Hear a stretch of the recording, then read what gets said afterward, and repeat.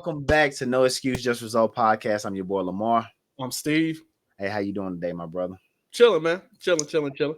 Hey, I know the Dallas Mavericks fans was wanting your boy to get up out of there. When I say your boy, Nico, I'm just not saying this. They just want him to get up out there after that trade. This man has got them the number one pick for next year. I'm not gonna say this man. Well, I'm just say I'm not gonna say this man because I'm gonna say he helped. He helped. I'm not gonna say he helped. You ain't gonna say he helped. You ain't gonna say he had any factors. We're not gonna say he helped. The NBA did some sneaky shit. Let's be honest. Okay, keep going. I'm just saying, like, they had a 1.8% chance. 1.8. And you telling me they got the number one pick. You don't think it's weird that they traded away their superstar and they get the number one pick? Same way when Anthony Davis was traded from New Orleans to LA, what did New Orleans get? The number one pick. That's why Zion came in. Yeah. The NBA is finding a way to replace these superstars.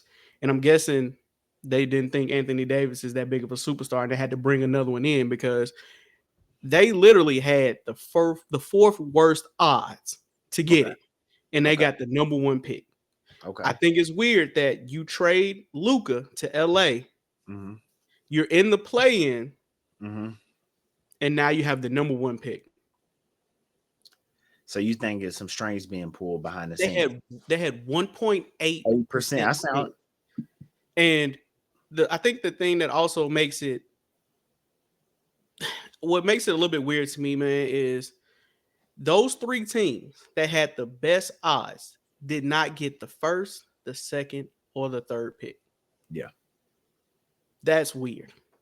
It's going to be interesting. I say this definitely puts them in the playing field far as either they draft Cooper. I mean, of course unless if Nico trade that pick, they definitely gonna make him leave. Or they said you can trade him because I was looking at for Giannis. They was talking about trade him for Giannis or Tyrese Maxey for another go. That's what that I mean. Hey, this is what they was saying on ESPN earlier. I would definitely not trade Tyrese Maxey for the one pick.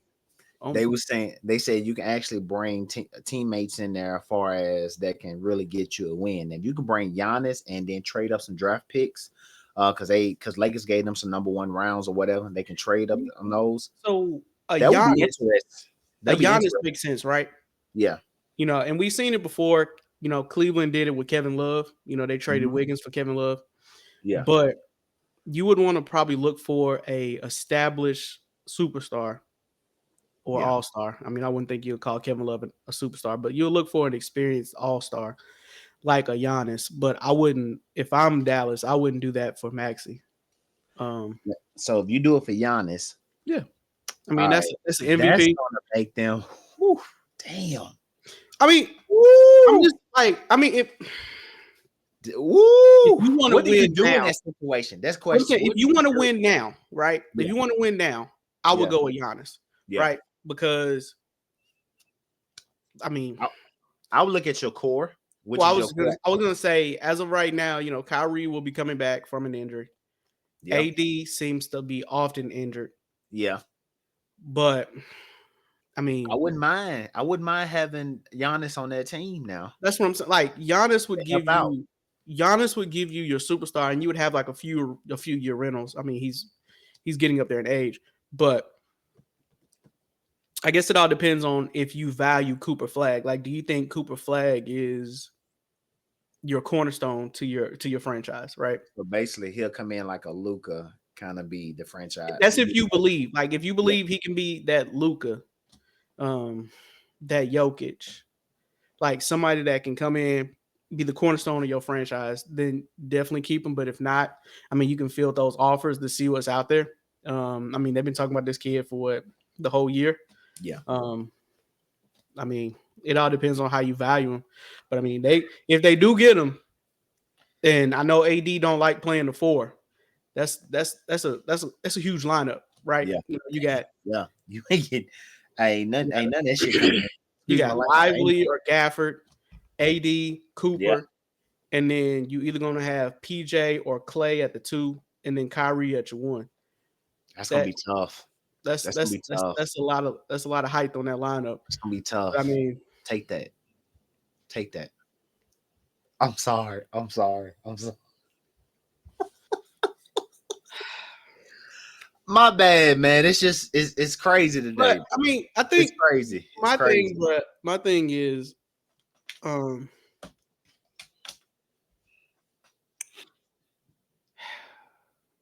I don't know, bro. You got time to sit back and think about this, though. Like, I'm if trying you to in think that like, would you position as move? Nico, I'm saying, would you move AD again?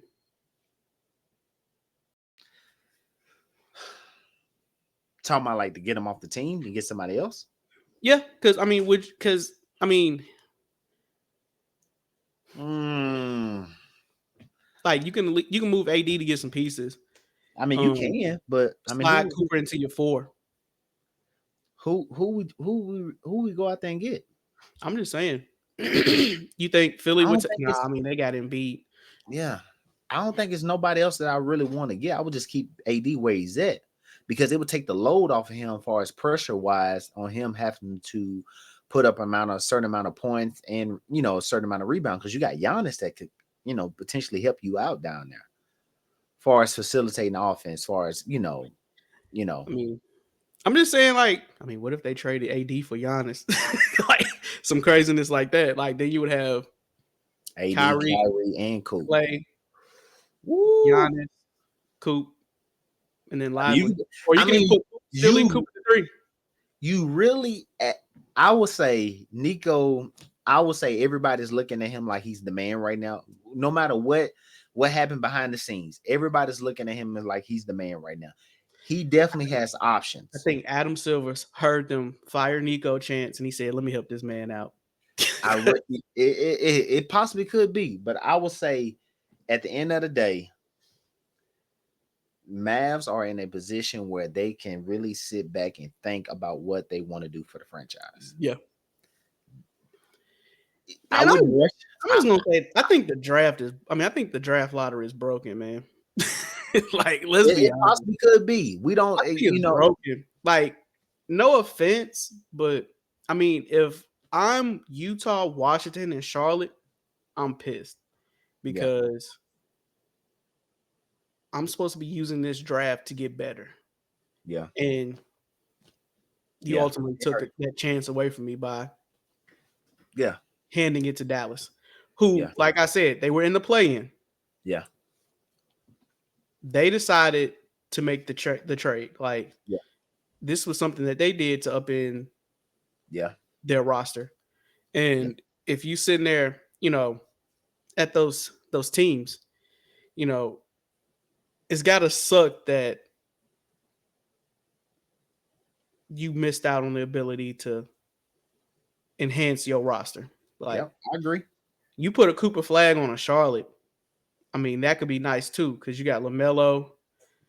You got Melo. You would have Cooper Flagg, and I'm trying to think of the other dude who had a good little year. Brandon. Brandon, he's hurt. I know he's coming back. Yeah. Brandon Miller. What's the light skinned dude? Ain't your boy down there? He was kind of off the team, but he's back on the team now. Miles Bridges. Yeah, Miles Bridges. Yeah. So I mean, like, that's gotta suck. I mean, if you Washington, you just been trashed the whole year. I mean, you've been that's pretty much been happening for a long time down now. Yeah, I mean, you thought Jordan Poole was gonna be your saving grace. Nah. But I mean, Utah has some nice little pieces. But I mean, it just Teams sucks. are probably upset right now. Owners are making calls behind the scene. I mean, it sucks, bro, because like y'all had a rough year and you thinking that you can rebuild in the draft, and you ultimately missed out on that chance because of how the ping pong balls landed. Yeah. Teams are pissed off right now. I know they are. I know they are frustrated right now. Owners are probably making calls behind the scenes right now as we speak. And I think my phone is ringing now. Here you go. Hey man, The Heat was nowhere near that, bro. Hey man, that's the goal, man. That's the ultimate. And I'm just gonna say, just looking at, seeing Dallas at 1, and then, bro, you gave San Antonio 2. like they already got Wemby and Castle. They done had the darn rookie of the years on lock. Like you give them another number 2 pick, well, they can definitely pick up another contributor. And then even looking at that, like you still gave Philly the 3rd pick. Like, I mean, I don't know, man. Yeah. But I mean, it'd be interesting to see how it plays out. A lot can happen. Like you said, I don't think Nico's gonna trade it. He might definitely get the fire Nico chance if he trade that number 1 pick, unless a person like a Giannis come in. So it'd be interesting to see how this all plays out. Yeah. It's gonna be interesting though. I would say let us know your thoughts and concerns on that. Give us feedback on what y'all think. What y'all think Dallas is gonna do? What's Dallas' potential next move? Do they keep Flagg or do they get rid of him and trade key pieces around? What do they do? They locking that in. Hey, they got options. That's all I can say. They got options. Ain't nothing wrong with that. But make sure you like and subscribe to the channel and be sure to drop a comment and like this video. Peace.